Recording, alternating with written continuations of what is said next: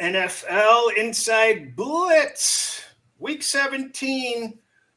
Ted's got some good interviews this week. Let's throw it to him first. We're going to talk about the Miami New England game first, though, right? Yeah, we got two games coming up on Sports USA, 9:30 in the morning Pacific time. Sunday is NFL Sunday warm-up, my pregame show.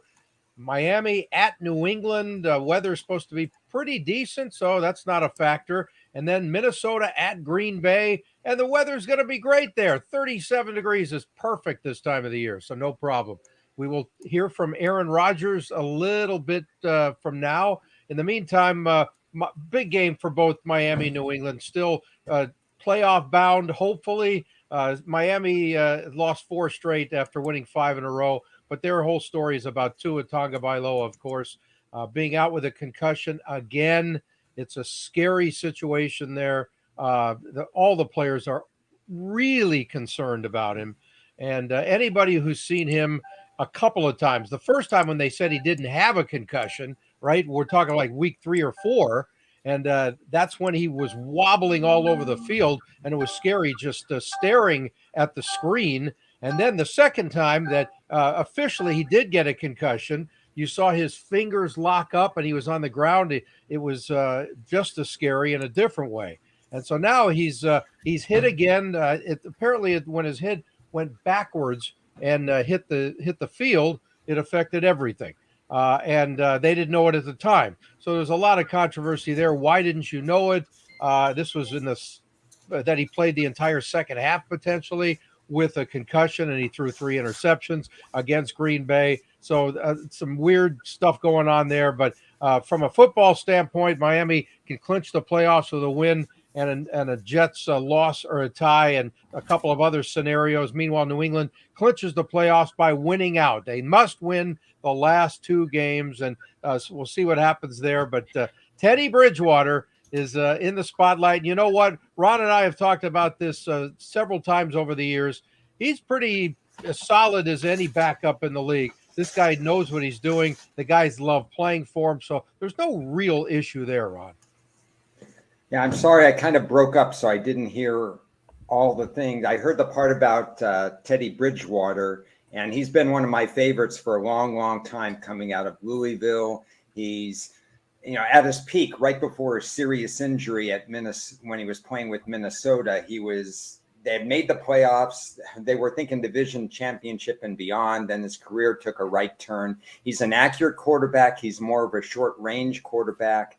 His job is to find those speedy wide receivers in rhythm and have them still do the crossing routes. They're probably not going to change their offensive scheme. They'd like to be able to run the ball a little bit more to get that play action pass going. Any thoughts on Teddy Bridgewater, Chris? I want to just interject that Colt McCoy will not be playing for Arizona, and Hopkins is looking like he may not go. He just left practice with a knee injury. So that is causing that line to move quite a bit because former Lion David Blow will be the quarterback for the Arizona Cardinals. And I hate to punish you, but he blows. And, you did punish us. But as far as Teddy Bridgewater goes, he's very serviceable. He got knocked out of a game on the first play, I think, the last time that they were prepared to have him play.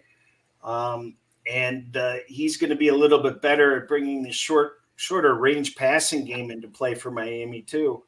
He doesn't make mistakes like Tua does. So I'm not sure how much of a downgrade it is, quite frankly, with the way Tua's been playing recently. So yeah, I don't think it's a downgrade. Actually, I think it's just sort of a sideways thing. It's a little different look. But you're right. There's a mistake factor that's usually not there with Teddy, and that's a good thing for Miami. Yeah, I think I would have put maybe a 1-point difference in this, which is virtually nothing, especially with the odds sitting below 3 anyway. So it's really going to come down to, like you said, turnovers. And it's going to come down to New England's making a lot of mistakes, more than we've seen in a long, long time. I know Matthew Slater is a special teams expert in terms of what he brings to the table and the teaching and everything else that he does for New England and special teams. But even their special team play hasn't been very good. They didn't cover, much less even win the game against Cincinnati, and they had a tremendous possibility to do that. Those missed extra points made them have to go for a touchdown at the end of the game. They got down to the 5, then they fumbled. They're just... This has been a 2-year exercise in not finishing red zone drives for New England. And Miami has played them tough at New England as well. So obviously a critical game for both teams. Yep. And whoever executes better on the big plays is going to win this one. Yeah, Miami won in week 1 20-7, but that was 100 years ago. It really is a little different look, though, because New England's banged up in the secondary. They got the 2 cornerbacks are out, and you got to deal with Tyreek Hill. Good luck, guys. What can I tell you? Yeah. You have a couple comments on this game, right? Comments? Do I have interviews? Oh, interviews. Yeah, well, sure I do. Let's first hear from Miami running back Jeff Wilson, who the Dolphins were really great. They were not able to get us anybody specifically for the week.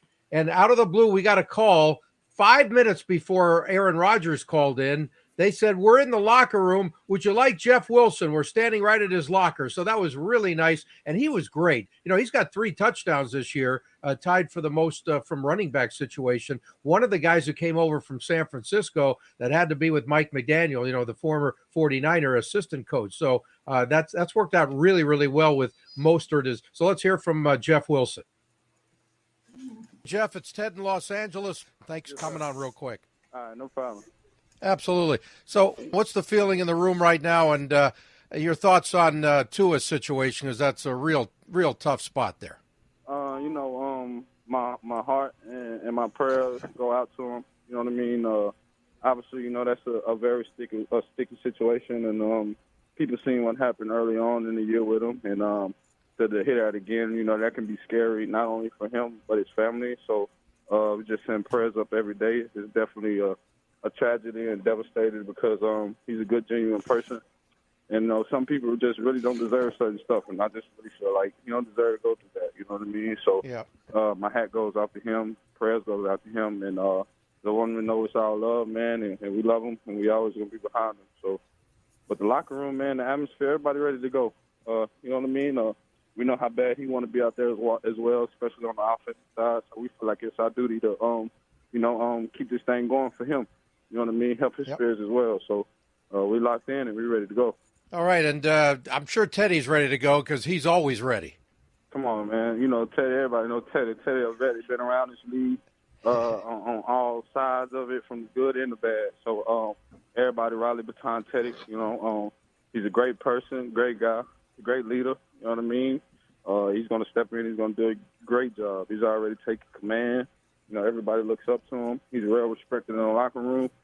So everybody's ready to rally behind him. We're with Dolphins running back Jeff Wilson. And how do you explain the ups and downs of the last couple of months? It's almost hard to believe you guys have lost 4 straight after you would look like you were dominant for a while.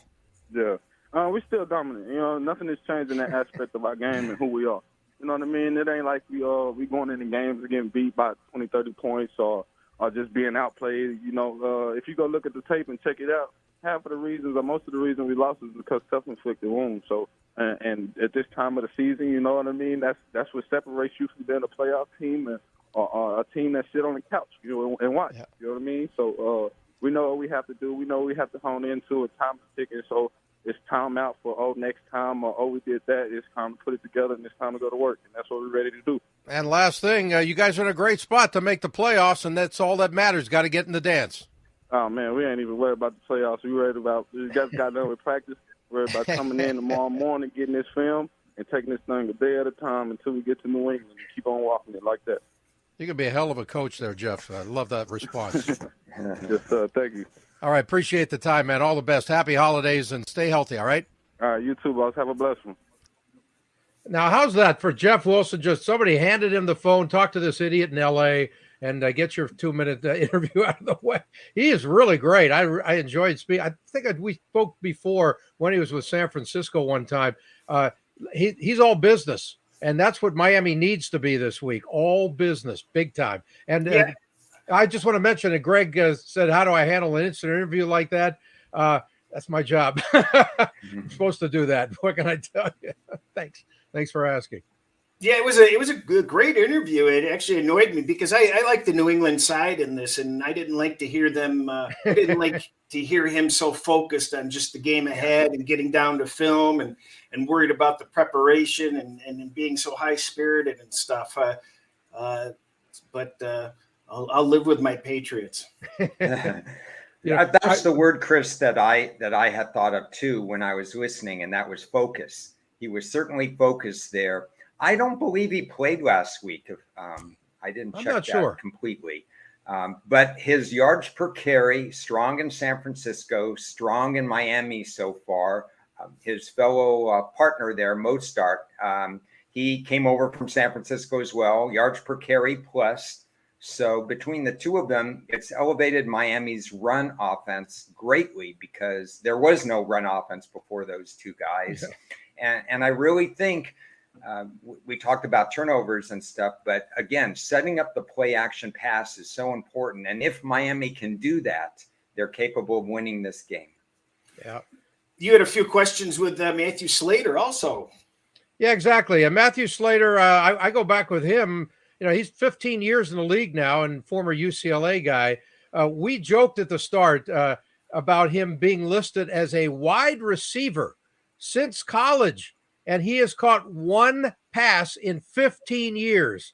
And we had a lot of fun with that at the start. So let's check that out. Ed in Los Angeles, good to chat with you again, sir. Ed, thanks for having me. How you doing? Hey, I'm great, thanks. And it's a little rainy here today. That's unusual around here. Oh, I know it is. Yeah, I'm sure your family's told you what's going on. Hey, I got to ask you, Matthew, this has been driving me crazy. As far as I know, you have been listed as a wide receiver for 15 seasons in New England, and you've only caught the one pass. Everybody knows about that, and that was 11 years ago. 46 yards in your season opener that season. Don't you think it's a little strange you're still listed as a receiver? I guess they have to list me as something. So, people ask me that all the time, and I'm not the first. I give a lot of thought to. It's just kind of like, hey, I'm still listed as a receiver, but and there was a time that I was practicing receiver and getting in the game occasionally, but I'm very comfortable in my role now, and so appreciative of Coach for letting me thrive in that role for all these years.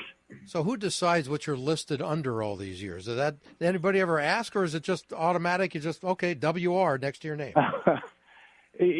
No one ever asked, but I would assume that Coach Belichick is responsible for that. I'm care sure less. That's his decision. So it makes you like the 9th string receiver or something? Yeah, maybe 10th. Maybe 10th string. and I also got to ask you, how is it possible you have one career catch on 8 targets? Where did the other 7 go? Well, they were all, when I was a young gun, I could run with the best of them, and they were all bombs. So we're attempting to throw bombs. Oh, okay. Go balls, posts, everything. So Brady like couldn't that. put one of them on target, huh? Yeah, we at least got one to say that it actually worked. Oh, that's so hilarious. I love that. You ever get in Tom's? Yes. He sounded pretty high-spirited there.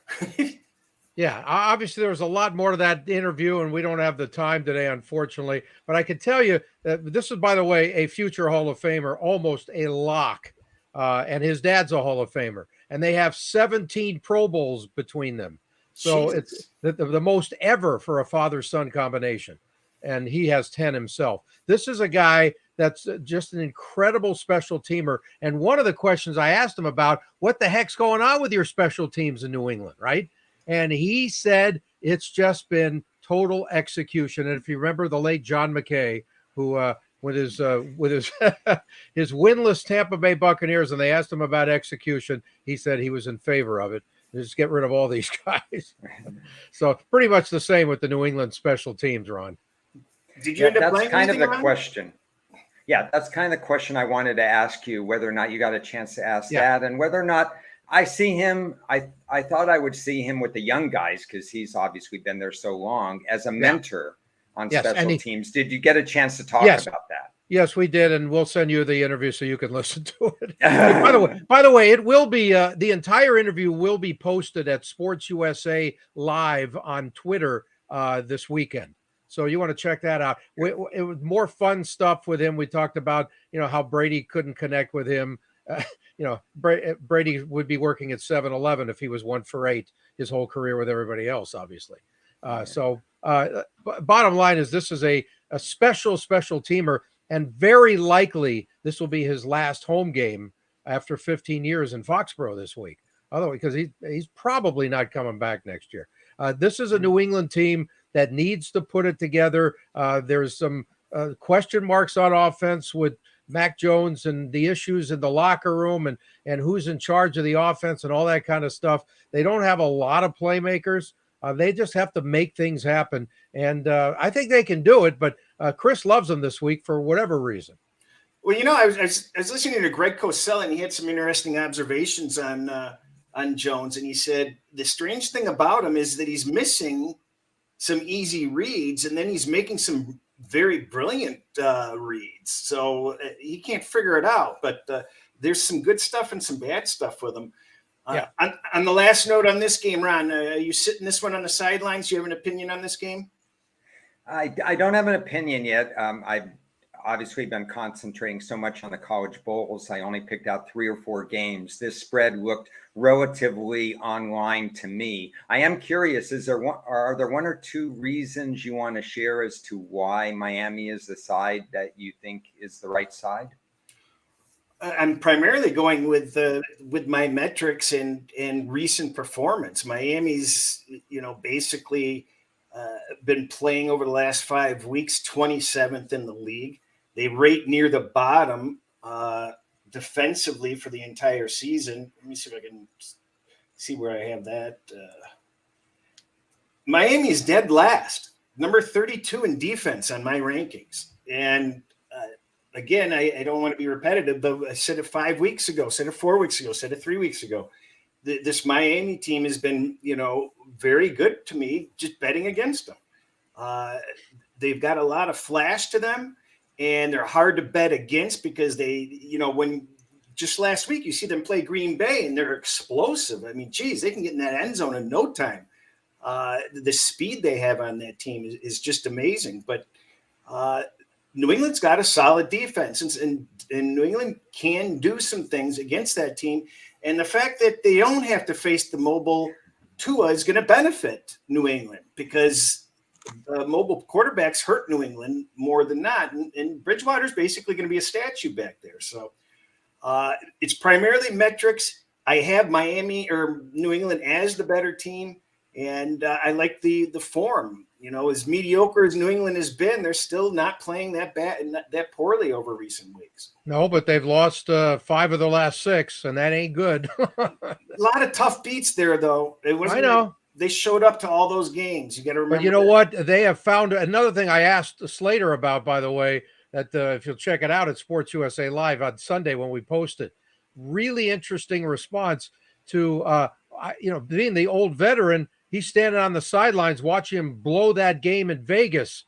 And I said, so what's going through your mind where you're watching your team throw the win away, and they'd be in a whole different spot right now if they had that W? Again, no guarantees they're going to win in overtime, but at least they had a shot, not just hand them a win out of the blue. That was just the stupidest play ever. Well, this would have been a play-in game if they would have won that. Exactly. Everybody else would have been done, and winner wins. And Belichick, for whatever it's worth, I didn't say too much about it, but it would be good for Chris's side with same season revenge. And they do have that because they lost to Miami opening week. He's been exceptional other than 2021. he's been exceptional in that role in terms of covering the spread. If they cover the spread, obviously they win, they tighten up the division. Right. But this will be an interesting game. And and they both control their own playoff destiny. So that makes it interesting. Also, New England still can win and get in. Yeah. The next game, very interesting. Minnesota and Green Bay. Who thought that this game looked like it was going to be a hunk of crap? 5-6 weeks ago, and all of a sudden Green Bay's in the hunt and is primed to make a playoff spot if they can win out. Yeah, they still need some things to happen.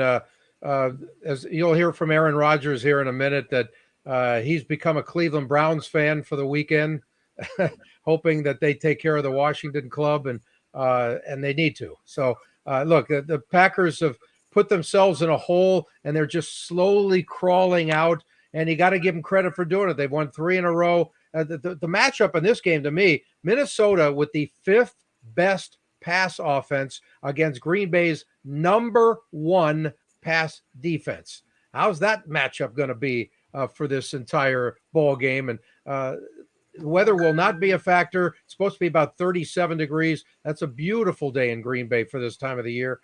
Kirk Cousins, Minnesota is already division champion, but they're a game behind Philadelphia for the number 1 seed. Unlikely. They got to win out. Philly's got to lose both games, so that's probably not going to happen.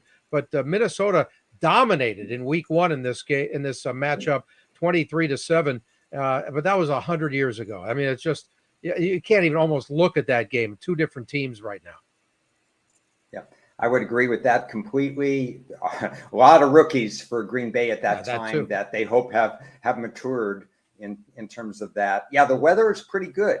I looked that up too. So it's a very interesting dynamic as far as that goes. Yeah, and Christian Watson is questionable with a hip injury. So I don't know where he stands today in his practice situation, but the bottom line, they could really use him because he has come on beautifully for them. Well, I have an opinion on this game, but why don't we run with your Aaron Rodgers interview first? Absolutely. Well, I go way back with Aaron Rodgers this is the 17th year we've been doing this when he was a backup to Brett Favre, ran into him, and there's a story in my book, Touching Greatness, about how we first got together in the locker room by accident when he was listening. He was a Dodgers fan at the time, and I didn't know it. We were the Dodgers station. That was many, many moons ago. Let's hear from Rodgers. LA, how are you? Hey, Ted. How's the weather out there? You know what? It's a little pissy today, to be honest. Good. Need a little rain out there. We need a lot of rain. You have a big yard over your place? Well, I got the ocean out back. So I know that. The ocean's pretty big. Yeah, you don't need any water there. Yeah. Anyway, good talking to you, sir. Yeah, you Thanks too. for coming on. Appreciate it. So, Aaron, what's up with your knee, by the way? Is everything good? Yeah, everything's fine. Okay. Is that something that... There's a little fluid from the game, but it's feeling better. Oh, good. So how much are you embracing this playoff run challenge any different than in the past? You seem to have a different calm about you than the RELAX year. I mean, look, it's much better when you're in this position and you've wrapped up a playoff spot and you're playing for seeding or you got some sort of light game coming up because maybe it doesn't matter where you're at. That's kind of been the standard for the last, few years. We've been the top seed the last couple of years. This is a lot different. We haven't been in this position, in a while. 2016, we had to win we won our last 6. We had to win, obviously, our last couple to get in. Yeah. And we played Minnesota and Detroit and Chicago, all 3 in the last 3 that year that got us in. And then, obviously, 2013, I came back in the finale Week 17 with Randall Cobb, and we had to win to get in and did that. So we've done it before, but would much rather be in a position where we had something locked up. Yeah, you're definitely a Cleveland Browns fan this week. Yeah, go Browns, baby. So how have you seen the growth of the kids in that receivers room, and how much have they impacted your offense, especially during this late run here? Yeah, it's been a big part of it. Christian Watson coming to life in the Dallas game has got us going, and then, the last, that's like 6 games for him. He's been very productive for us. Got banged up in the Miami game, so not sure what his status will be, but his emergence has been really big for us. And then we've had a number of guys hurt. Romeo missed significant time. Randall missed 4 weeks. Sammy, when he was with us, was out for a while. So we've been lucky to have those guys all back last week, which was nice. It's been a big part of it. The consistency that we've gotten from Aaron Jones and A.J. Dillon has been a big part of it.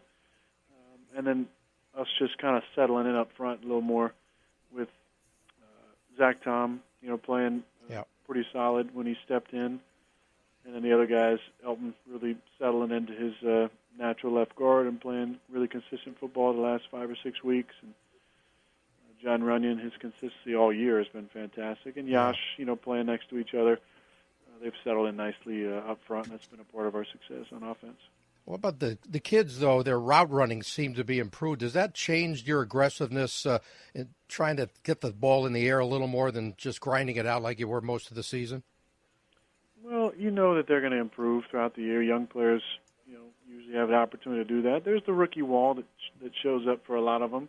Yeah. It's such a long year. These guys come from training at their, finishing the season at their schools, training at their place of where they're working out, getting ready for a pro day and the combine and the draft, and then right to a new team for most of them, and you're training through the summer, and then you get into a season. You're playing, 3 preseason games and 17 regular season games. It's a long season, so that's why you got to be patient with these guys, kind of getting through the doldrums of the mid-season and the ups and downs and confidence, and just looking for that consistency and approach and focus and preparation. Those guys have done a pretty nice job. You got to stay on them.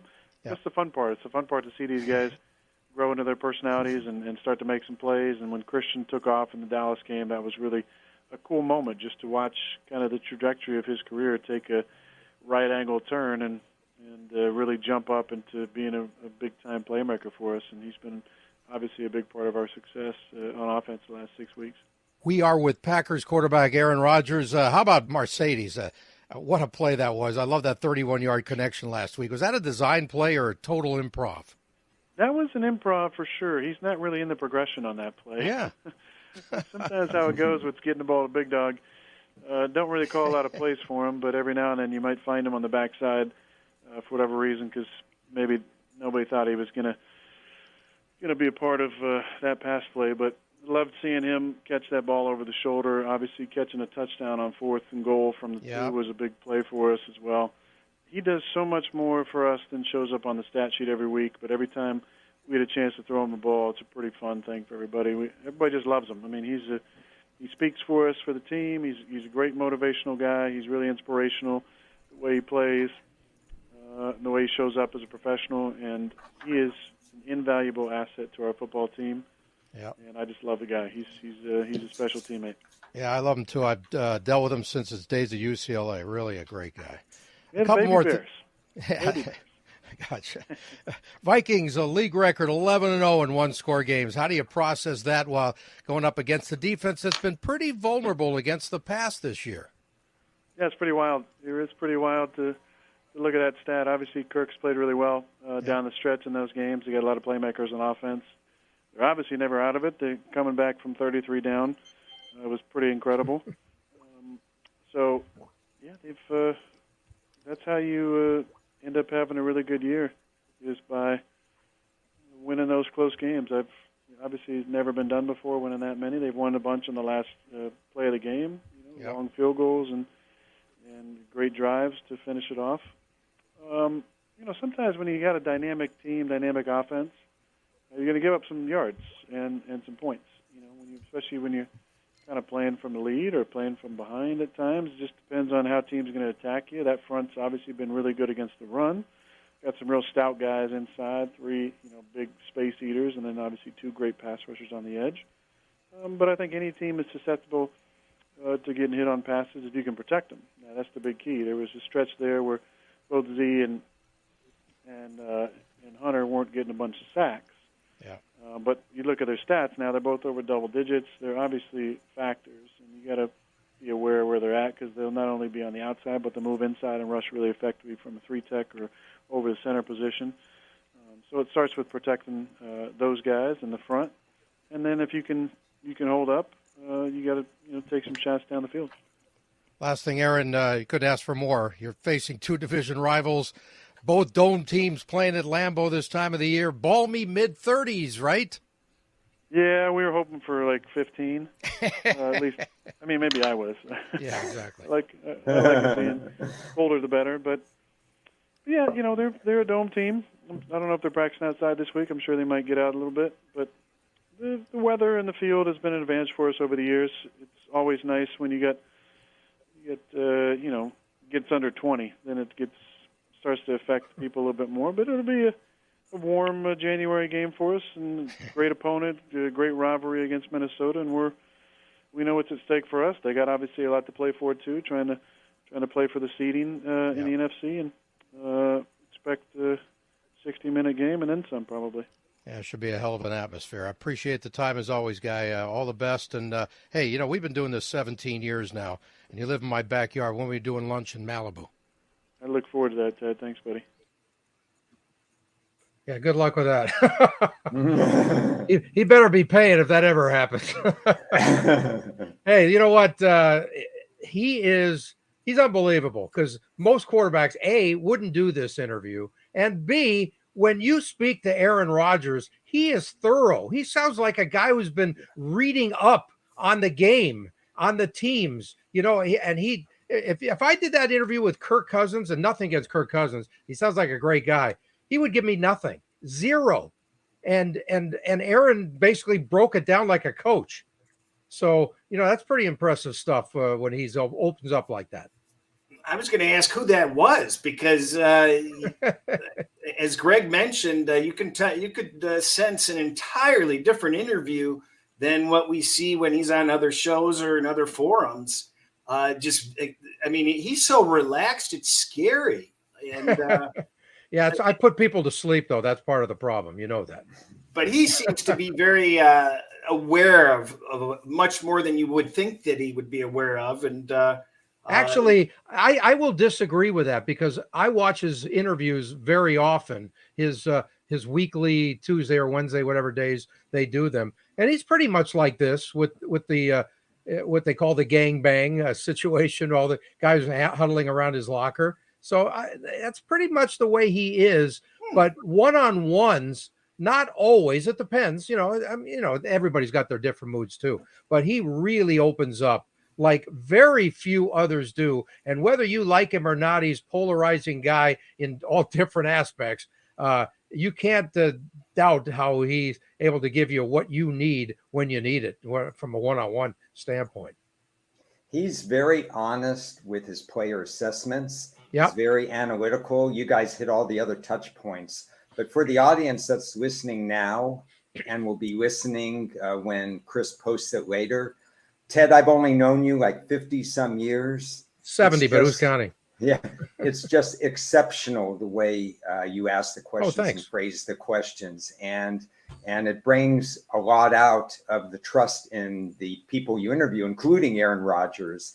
And Thank you. It's just fascinating to get at that stuff because those the questions, the line of questions, the way he talked about the pass rushers and so on, it was well, I knew that about you anyway, but the audience should know it anyway. Oh, thanks. Well, you know what? I felt I learned something too, because it's the way he phrases things and tells you, hey, you know what?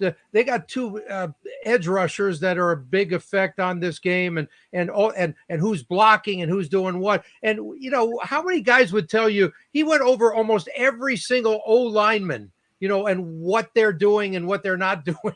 It's like, come on, we broke down the entire team in 5 minutes. It's unbelievable. He sounds so patient and easygoing in that interview, and you see him flying off in tirades on the field at his players. It's an interesting dichotomy. For me, I like the under in this game, and I know a lot of people like the over in this game. But as you referenced earlier, there's good defense involved in this game. Green Bay's pretty good against the pass, other than against Miami, I guess. and I just see it's the second divisional game. The game matters. I don't think it's going to be a freewheeling, free-spirited game. I think it's going to be a little bit more deliberate. Both of these teams are coming off of chaotic games the week before. Minnesota's off a chaotic game every week, it seems. So I just see that I think they're going to have a tougher time getting over the number than other people in the marketplace think. I may disagree a little bit on that, although I do understand second divisional games tend to go lower scoring, especially when something is on the line. Green Bay December games, for whatever reason, have historically been well over 60% overs over the years. So it's very interesting what happens in December in Green Bay. Maybe it's because totals are put a little bit low because they worry about the weather, yet Green Bay's so used to it. Wind's not a factor, so I don't see that as a problem here. Obviously, these teams do know each other. The 3.5 is interesting, even though I set it at 3.5, and I think the line is correct, despite the fact that Minnesota has the far better record, power rating wise, that line is correct. But there's still something about the hook that makes me think, I'm not laying 3.5 because I just don't want to lose by 3 on some sort of close game or overtime win or something like that. Minnesota's had 8 days before they have to play this game.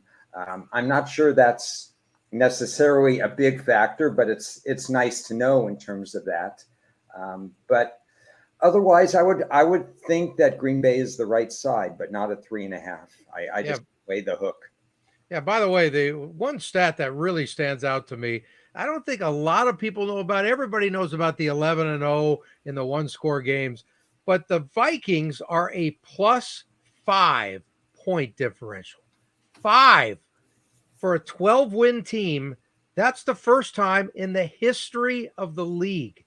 That is unbelievable. You got to have, I wish I was that lucky because I would be on a private island and I would have bought them already from a lotto. I mean, that's unbelievable. Yeah. Next year's Pythagorean theorem will have Minnesota as a play against team, but that's for next year. Oh, yeah, big time. I wanted to talk, I guess we're done with this game also, so I'd like to transition. I want to talk briefly on look-ahead lines. This is driving me nuts, and tell me what you think, Ron. I've listened to show after show after show referencing the look-ahead line on the Tampa Bay Carolina game. And a lot of smart people, a lot of good stuff, a lot of good points. And my personal opinion is I don't really pay attention too much to the look-ahead lines because I've got my hands full dealing with the current week and what's going on with the current week. And there's a lot of variables that can happen after these teams have played a game. A lot of injuries, a lot of things change. So it's a little difficult to really put any time into a look-ahead line. And a lot of other people feel the same way. And it obviously is an inefficient market, lower limits, lower focus. Yet every show is talking about look-ahead lines. And not a single person in the Carolina-Atlanta game, they kept on saying, well, the look-ahead line was 7. The look-ahead line was 7. It can't go all the way down to 3. Why does not a single one of those people factor in something that was really important? Carolina was not supposed to win last week. And they were supposed to be out of the playoffs. They were supposed to not have any hope. That makes a big difference in a line. That explains a significant part of the line moving from the 7 to a lower number. That's probably the most significant part of that move, aside from anything else. And not a single person ever brings it up. So what are your thoughts on the look-ahead lines, Ron? Am I being too picky, or do you think that that's a significant difference, that the fact that Carolina has something to play for? Well, it's a combination of things. I think those 7 was too high based on my power numbers. And yeah. I mean, when you look, it was like why I played the Dallas-Tennessee line and why I talked about that last week is because they didn't adjust for changing of quarterbacks for the next week. So you got a soft line in the look-ahead line. With the Tampa Carolina, obviously you're right. If Carolina doesn't win the game, we're not having this discussion and people aren't going to say, wow, and so on. But there was some value in that particular look-ahead line because the power ratings wouldn't have supported Tampa being -7 because Tampa wasn't playing that well to warrant a 7. And Tampa's getting by only because, they played Arizona. Arizona leads by 10, but it's Arizona and Cliff Kingsbury. So Tampa still has a chance against 25 other teams. Tampa's lost that particular game. I think it's a reflection on the 3 is a reflection on Tampa Bay actually not being that much better than Carolina. And according to my power ratings, the 3 is correct. So I don't really have the time either to look at a lot of look-ahead lines. I only take a cursory glance to see if my power ratings say, hey, why is that line a certain way? Or if there's some injury data I want to use that I might get an edge. But I'm not playing. I think that'll be a to-do list for me next year. Maybe play a few more look-ahead lines. I've had success with them. But I don't see the value when looking at every look-ahead line that's coming up next week and going through it with a fine-tooth comb. I just think you look at it, you pick out 3 or 4, you investigate it, and you go with that. Yeah, I that's pretty much what I do. I take a cursory look at it, and unless I see something that really looks nuts, I don't want to get involved in it. There's just too many variables. And plus, I don't want to move the market either. And that's what a lot of other people feel in the situation.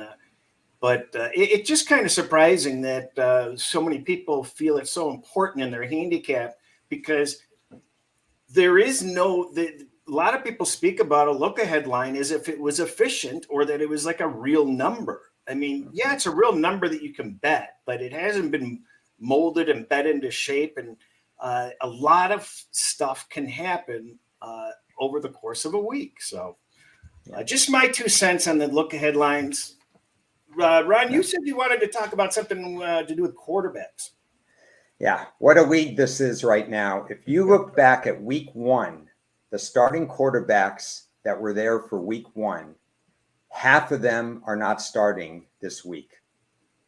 Half of them not starting due to either injury, most of them, or 1 or 2 due to inefficiency. And 2 or 3 lost their jobs, like Carson Wentz in the middle of the year, and now he's starting again. So we're counting him as if he started in week 1 and week 7 and this week 17. Literally, there have been quarterback shuffles between almost 20 of the 32 teams have had some sort of quarterback shuffle due to injury or ineffectiveness. We're going to have another few quarterbacks being drafted next year. We're going to have the quarterback shuffle in terms of how many of these guys, Wentz included, or some of these other guys that are going to be changing residencies. Maybe even Tom Brady goes to another team from what I've heard. Teddy Bridgewater moves on an audition this week. Mike White, Zach Wilson may move on. It's just crazy with the quarterback carousel. Now, I bring that up as just a point of fact, but I have another question for both Ted, for you, and for Chris. When quarterbacks get shuffled in and out, how do you factor that in terms of preparation time, consistency, and so on? Shouldn't there be some negative regression in terms of quarterbacks getting yanked in and out of the lineup? I think it depends on the situation, which guy has been around for a while. If he was a previous number 1 guy, he probably doesn't need as much prep work.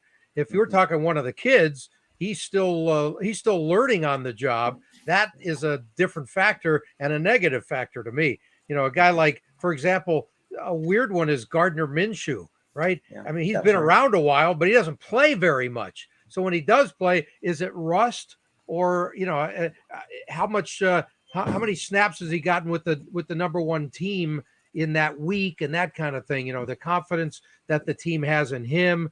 So there's so many different factors. It really depends on the guy. But I think a lot of the young guys, and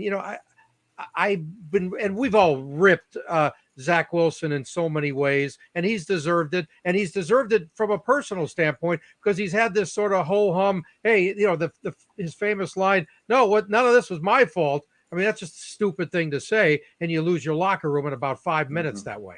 So if he comes back, The question is, how hard are they playing? Well, they got to play hard. It's all their jobs. There's some weird emotional issues there that come into play from like an offensive standpoint. But to me, so many kids are forced to play before they're ready. Like Malik Willis, he is so far from ready from playing. He should be watching for 3 years. He should never take a snap. And he did, and it was like, you know what? This last night they wanted no part of him. He's the second string quarterback, and nope, he's not playing this game. We're bringing in another guy who's from this neighborhood.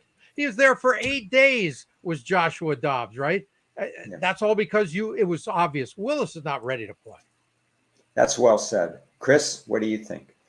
Well, I was distracted because the Jacksonville line moved down to 3 while you guys were talking. So I took +4 and I took -3. Wow, you're amazing. Multitasking. I thought I would take my shot on that one. I haven't noticed whether they've made any announcements, though, on what exactly is moving that line. But just playing the market there. If you see a market move and you can catch a slow-moving shop on a line and you already know it's at a different location, that's great value. Anytime I can get a -3 or a +4 in the NFL, I'm going to do that. Well, I'm impressed because I can't walk and chew gum at the same time. So good for you. Well, I can't do that either. So you don't just have to pay attention and look for the little red lights on the line. I got you. And I see our comments say Lawrence is now questionable. Ron guaranteed on Tuesday that he was going to play at least one half as hard as he possibly could. So we'll see whether Ron. Yeah, I thought this was going to be like a week 3 preseason game myself. Yeah. Where he play like 1.5 quarters and get the hell out. And if he doesn't play, it doesn't matter. It means 0 this game. If he's got a little something nagging him, sit him out. Doesn't mean a damn thing. Ron, prop us up. Not too much in the prop market because in the games that we covered, there are relatively 0 props out. I am getting interested a little with the weather and Aaron Rodgers throwing more than 1.5 TD passes.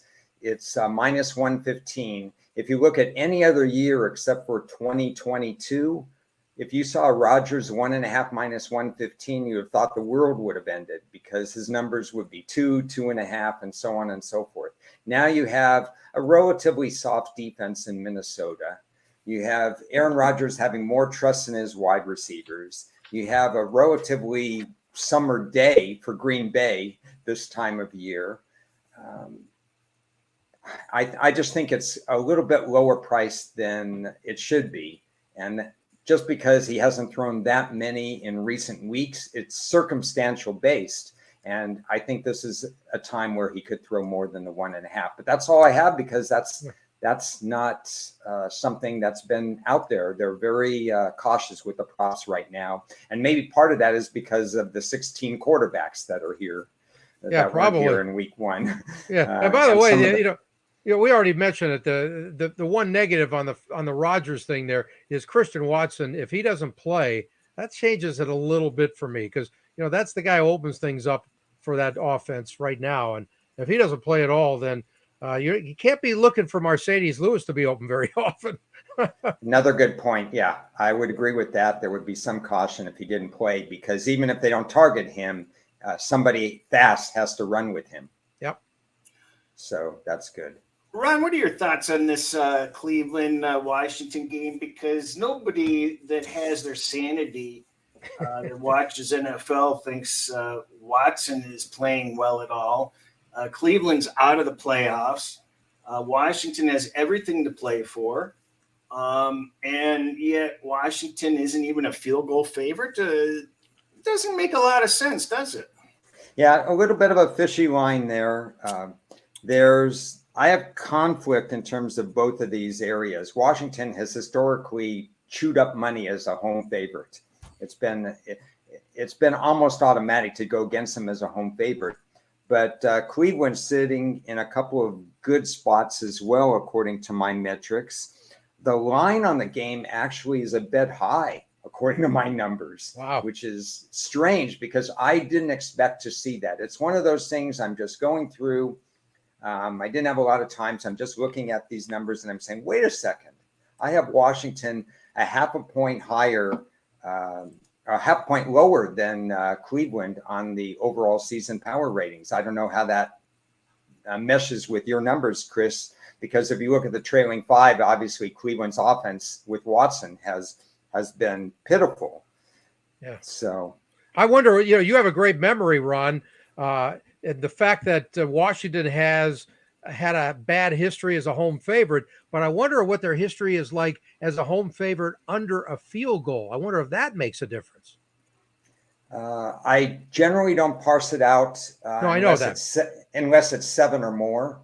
So because the sample size would be way too low to do that. Yeah, and even over several years, Washington in the last 10 years, they've only been a home favorite about half the time because their team has been mediocre. Right. So you're not getting a lot of numbers. But in general, if you take the dog, generally those things work at 3 or more. So I understand that.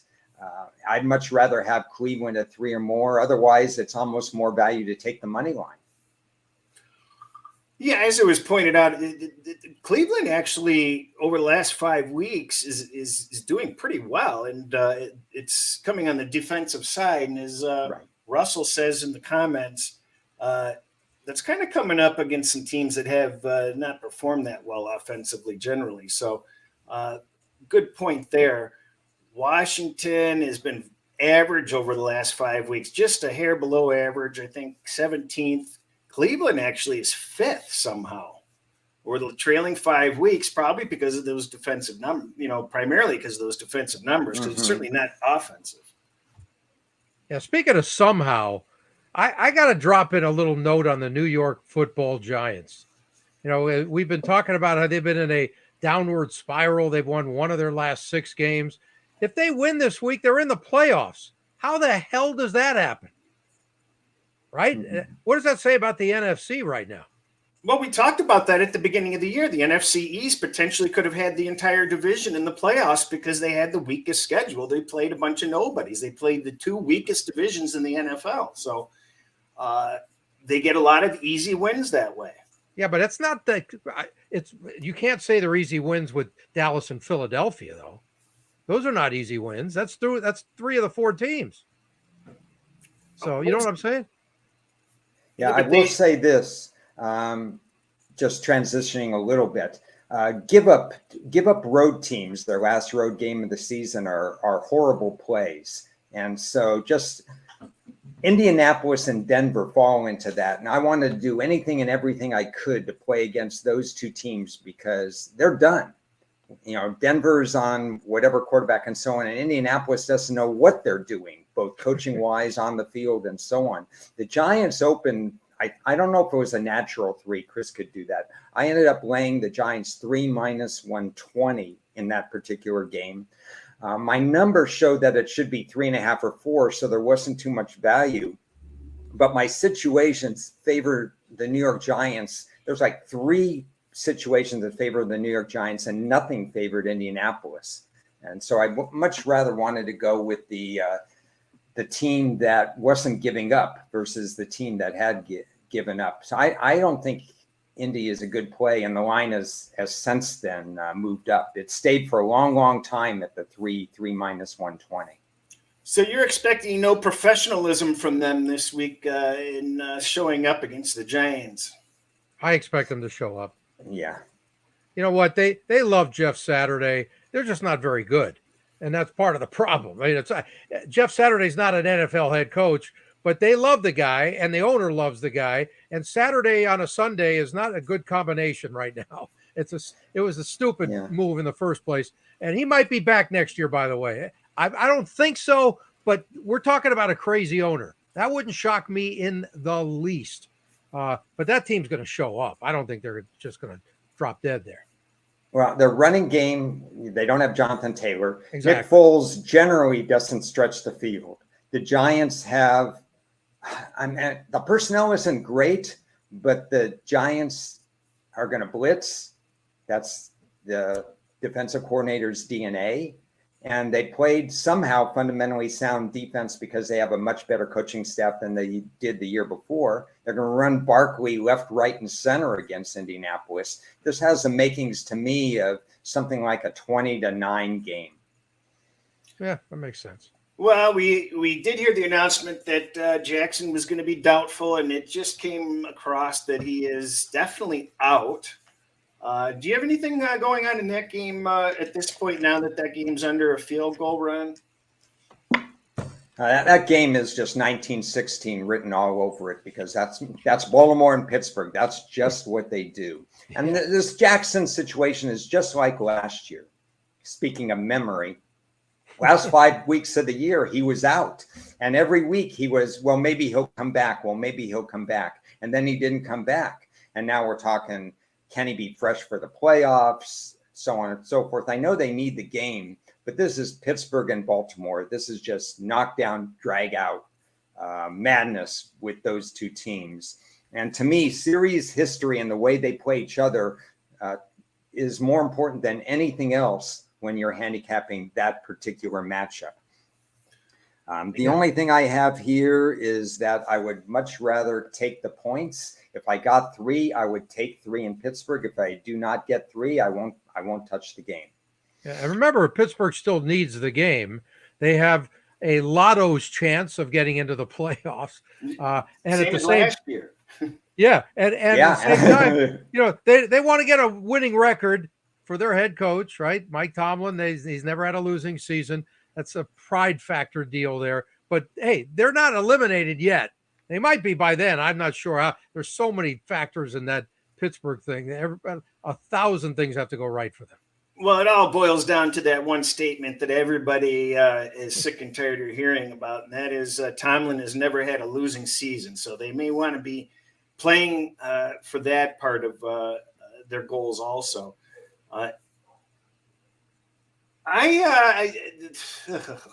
Yes. Yeah.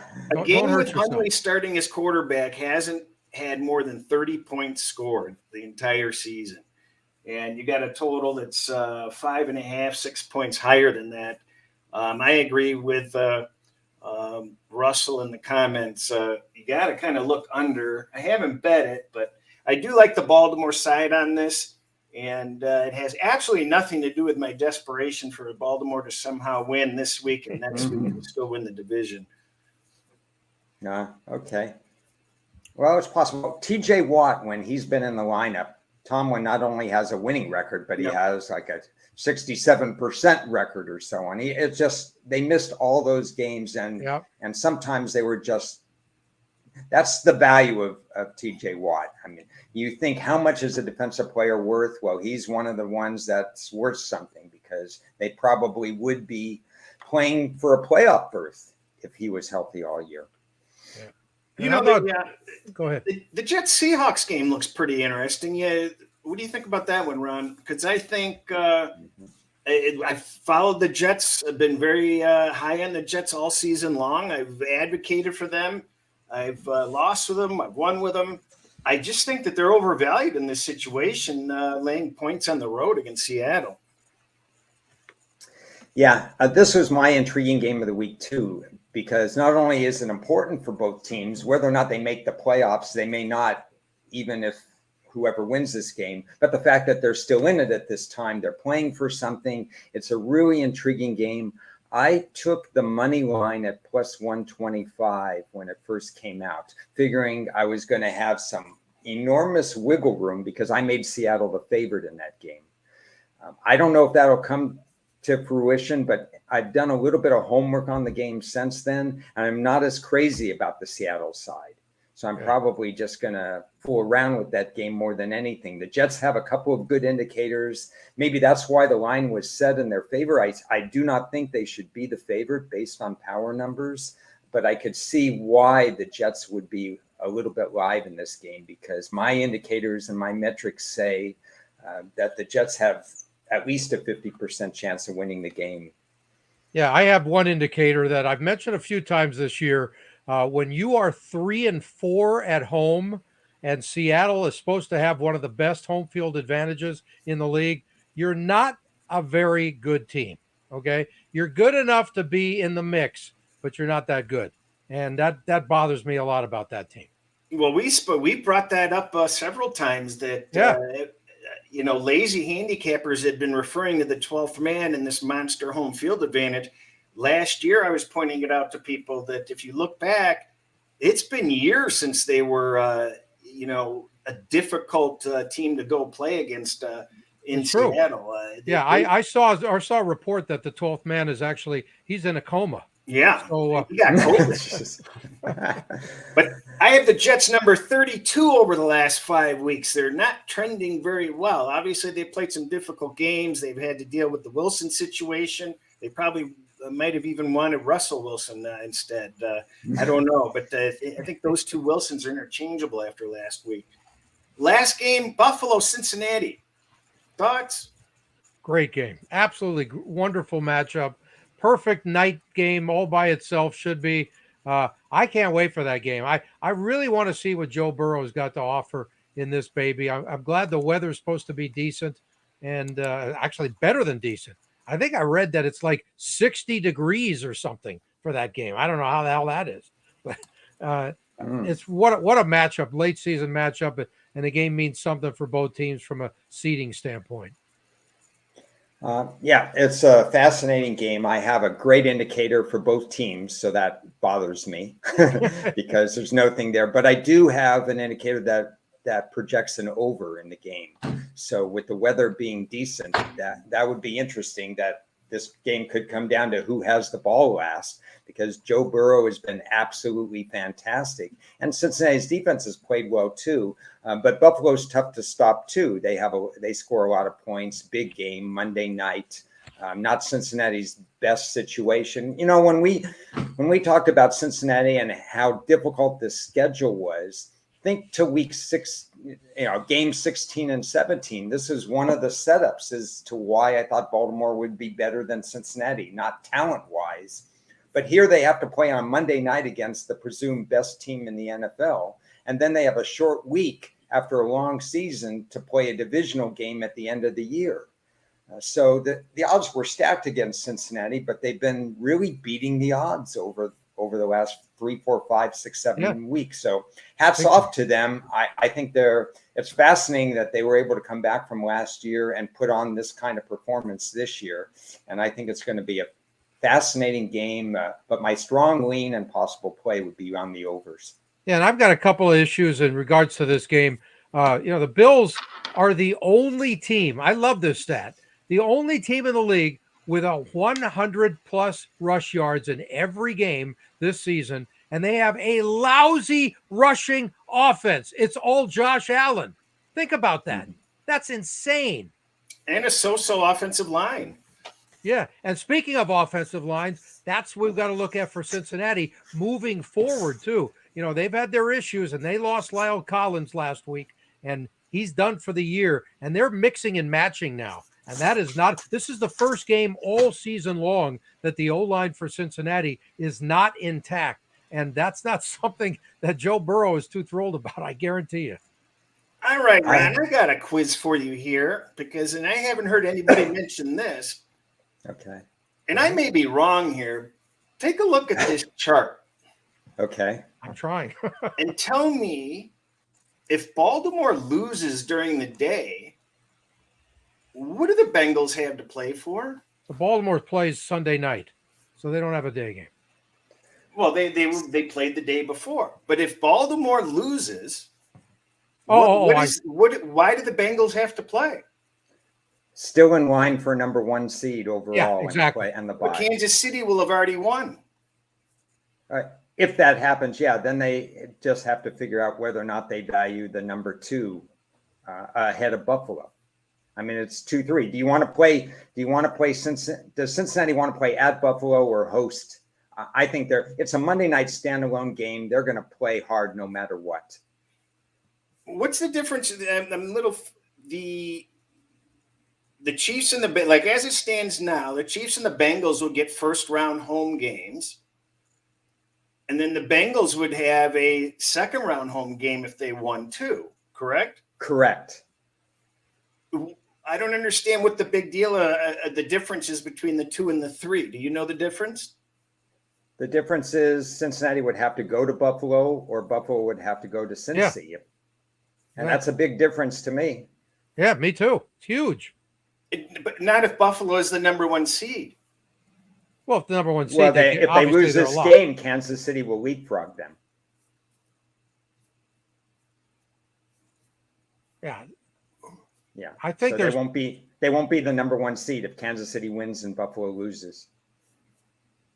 I don't know. But I'll give you a different situation there. If Philly wins, what does Minnesota have to play for, the game that you're covering? Absolutely nothing. I mean, that's something that we didn't take into account when we spoke earlier, and I forgot to mention. If Philly wins and locks up the number 1 overall seed, I think Minnesota drops their motivation level just a little, although it is Aaron Rodgers and it is Green Bay. It's a rivalry. And that's why you got the 3.5. That's why I'm comfortable maybe laying the 3. I'm still not going to lay the 3.5 regardless, but it's an interesting dynamic if Philly wins before the Minnesota Green Bay game. Are there 3s out there? Or I thought it was only 3.5. Yeah, only 3.5 that I saw. No, there's 3s everywhere painted. Oh, painted, it is? Okay. Yeah. Yeah, 120, 125, right? Got it. Yeah. All right. Just a thought there. No, I mean, it's always this time of the year, the morning game could affect the afternoon games big time. No doubt. That's about all I got. Do you have either of you two have any other things? Well, I think the last thing I'm thinking of is the toilet bowl game for the NFC South, Tampa Bay and Carolina. That game means a lot. Everybody say we don't want to play Tom Brady in the playoffs, and he'd have a home game, at least one anyway. But boy, they just don't look good at all. They are totally out of sync. And if Carolina pulls this off, how about Steve Wilkes? I mean, here's a guy nobody's mentioning him, and they're 5-5 with him, and that's not great, but they're not great, and they're in the mix, and good for them. I had to sit through that Monday night game and watch Tampa Bay. They've covered 1 game out of an 11. It's awful. 2 of their victories are painfully lucky victories. Really this bad. Tampa Bay team is not a good team. The only thing you can say about Tampa Bay is that Brady is mounted some nice fourth quarter comebacks or overtime wins. Yep. And but they shouldn't be in those positions against the teams that they're doing it against. So Yep. I don't know how impressive it really is when you think about it. And you look at the way Carolina played Detroit last week. They busted their ass with game film. They had a game plan mapped out that was just knocked Detroit on their butt. One of the most unheralded stats of the year. They had 2 100-yard rushers at halftime against the Lions. Yeah. That's incredible. It really goes to show that there is some, very good coaching going on there. And Darnold is actually is number 1 in some quarterback metrics since he's returned. And when you compare the coaching that they have in Tampa Bay, that guy's making mistakes more than Dan Campbell makes mistakes. I mean, he's not an asset to that organization. I don't know how they keep him. So I believe Carolina is very live in this game, and we're going to have to see. Yeah. Yeah. Well, Carolina, it's almost a not so fast. Their defenses certainly can handle Tampa Bay. This is a tough game to handicap. I wouldn't be surprised if Carolina won. But one of the reasons that they've been winning is because they've asked Darnold to do nothing. He has thrown 0 interceptions, which is completely unlike historically what he's done. He's thrown 20 passes per game, sometimes less than that. So you have to be careful. If they were in a situation where they were down by 7 or more points, they're in trouble. That would be a problem. Yeah, he's got to be Sam the gunslinger. He's got to go back to that, and that's when you're in trouble. Yeah, it's a defensive-minded coach to begin with, and Steve Wilkes as the interim. So, I love the job that he's doing. I don't think he should be the coach of the future, but the coach of the present, absolutely. He's got them right. They're doing fantastic. Would I love them to lose this particular game? Yeah, because of a couple of futures that I have there. But But other than that, Carolina did a wonderful job for me somehow getting over the 5 alternate line and 5.5. I thought it was completely dead, and then it came back to life. And we all know how at the beginning of the year, Chris and I were just getting to be all in on Tampa under the 11.5, because the more you looked at it, the more that was the most ridiculous number that could be posted with all their changes. Gronk, who? Whatever happened to Gronk? Right. Hey, by the way, big red zone difference. Oh, huge. And by the way, big number in this game to look at that stands out to me like a sign on the Vegas Strip. The Panthers are 1-5 on the road this year. 1-5. What happened in the first time these teams met? I don't remember. I think that was very early. I believe Carolina beat them. Yeah, weren't they like a 13-point underdog that actually beat Tampa Bay already once? Well, they wouldn't have been a 13-point dog at home. They were. Well, that was right after they got rid of McCaffrey. Exactly, 13 points. They were 13 points, 21-3. Tampa lost 21-3. Okay, so it was that weekend that they played after McCaffrey left? Yep. Oh, wow, good memory.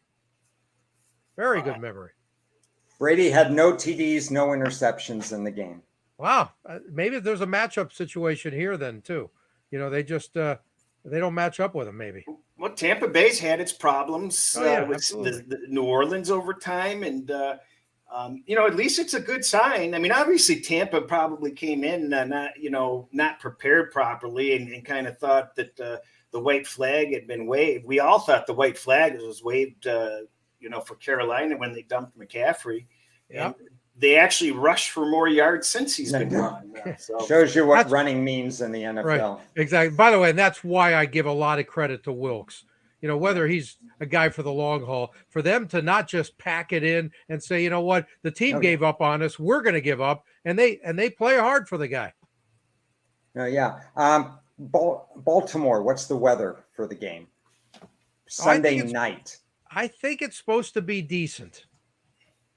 Russell says under for field goals, and I would agree. This is a field goal type game. If you get decent weather and low winds, if you can find an over 3 field goals, or certainly you'll get an over 3.5 with plus 130 or whatever field goals, it might be interesting. Well, it's going to be partly cloudy at night and 50 degrees. That's fine. Wow. That's warm by their standards. Oh yeah, big time. Yep. It's everywhere is pretty darn warm. Yeah, compared to last week, what a difference. Jesus. Yeah. I think that just about does it for us, right? So all right, sounds good. We'll be back on Tuesday with Ron and I, and next Friday we'll figure out what we're going to do also. So we appreciate everybody joining. And again, if we haven't answered your questions or comments in YouTube, I apologize. It's we're all pulling our hair out, keeping up with the college bowl games and NFL. It's tough, and then Ron partying and vacationing every day. So. Absolutely. I wish we had the names of the games for you next week. Of course, we don't because of the flexing. We have no idea what our Sports USA doubleheader would be. But I promise you, we will have a happy new year. Couple of interviews for you, whatever teams they are. And everybody stay safe and be good. We'll see you guys next year. Yeah, exactly. Happy New Year. See ya.